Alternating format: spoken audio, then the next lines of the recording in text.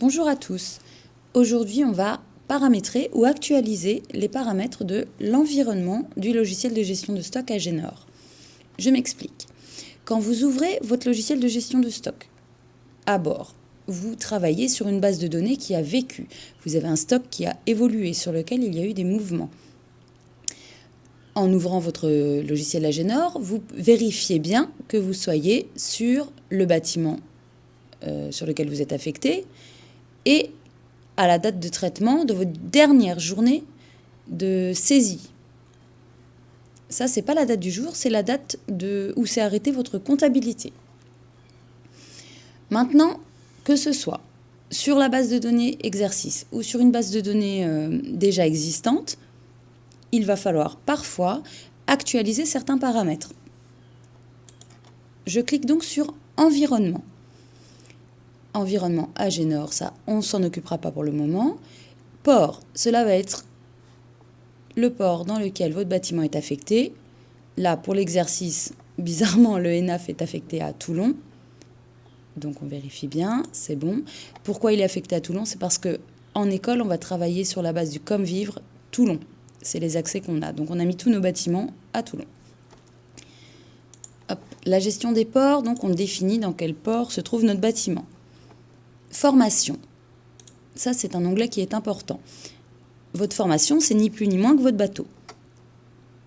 Je clique donc sur Code de la formation. Il me donne le libellé, donc le nom du bateau. C'est une unité à la mer, oui. Le numéro de téléphone, le code client SVR, ça, vous pourrez le renseigner quand vous serez en unité. Nous, on ne perdra pas de temps là-dessus. Attention, cet encart-là est très important. Port, on en revient toujours à l'onglet précédent. Nous sommes bien à Toulon. Les onglets sont mobiles, on clique hyper. Ça, c'est important. Quand vous serez en période d'hyper, il faudra dire au logiciel de gestion, à ces dates-là, nous sommes en hyper. Pourquoi? Parce que la période d'hyper a un impact sur notre gestion du stock, sur nos dépenses.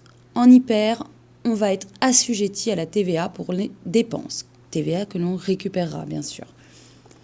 Donc, il va falloir bien paramétrer notre environnement. Agenor, il faut lui donner toutes les informations pour travailler. Il ne peut pas y avoir d'erreur du logiciel en lui-même. Ce sera soit une erreur de paramétrage, soit une erreur de manip. Donc pour l'hyper, si jamais vous êtes en hyper, vous mettez les dates de début et de fin d'hyper. Zone ration alimentaire, selon la situation de votre bâtiment, vous renseignez cet onglet également, métropole ou outre-mer. Ce qui va nous intéresser particulièrement, c'est l'onglet régime mer. Vous savez que lorsque vous êtes au régime mer, vous êtes assujetti à un indice forfaitaire de correction qui va venir s'appliquer à vos effectifs, qui est un indice forfaitaire de correction de 1, c'est-à-dire qu'il a un impact nul sur vos effectifs. Ça, c'est important parce que ça va définir vos ressources, vos allocations.